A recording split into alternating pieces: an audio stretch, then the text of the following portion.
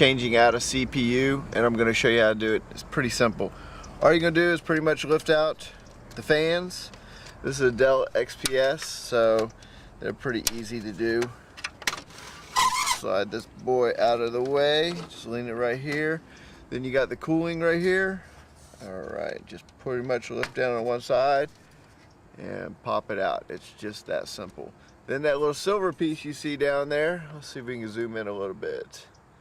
That is your CPU. So all we're going to do is literally, there's a pin right here, pop it up just like that, flip the door back just like that, gingerly in here, reach in here and just go ahead and get the edge of it. What you want to do is just pull up. Alright, once you pull it out, this is your CPU right here. Alright, all that prettiness. And then you see all that like gray stuff right there. That's your thermal compound in there. So you need one of these little boogers right here. Oh, sorry. This is your thermal compound right here. So we're going to go ahead and we're going to get the other CPU ready. What we're doing is we're taking out a 3.4 gigahertz CPU.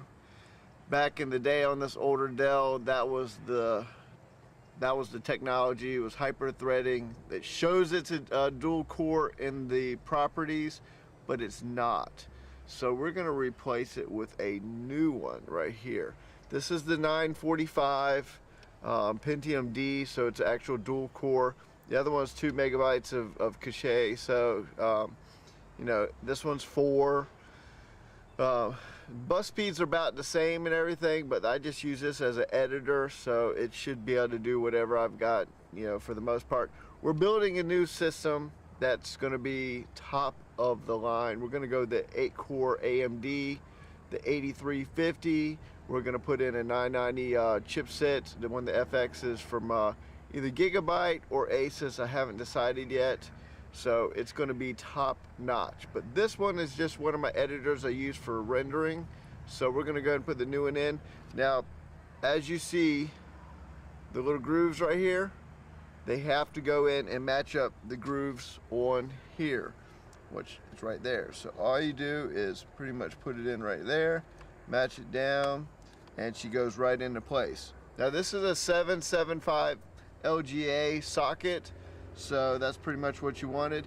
Then we need a little bit of this stuff right here. We're going to go ahead and apply a little bit, and what this does is it transfers the cooling the heat off the CPU onto the cooler, so the fans can pull the heat out of your CPU.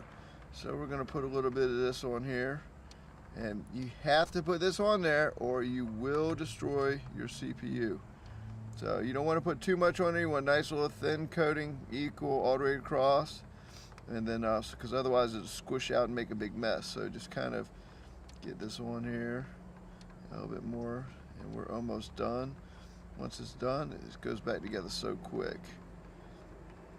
So I got my thermal paste pretty much on there, and so that's done. We're going to put the cap back on it. Alright, put the cover back down just like that, come back around, clip it into place. That's done. All you're going to do is take this right here, stick it right back down inside on the side right here, boom, clip back into place, and you are done. See how easy that was? So, and then all you're going to do is pretty much take your covers right here, and she will slide right back down into place right here, and literally clip into place. Make sure all the wires are out of the way. Boom, boom, done. That's your CPU. Hope that helps you guys. Don't forget your thermal paste or you will burn up a CPU. So now we've switched off to a dual core from a single core. Hopefully that'll help out with some editing.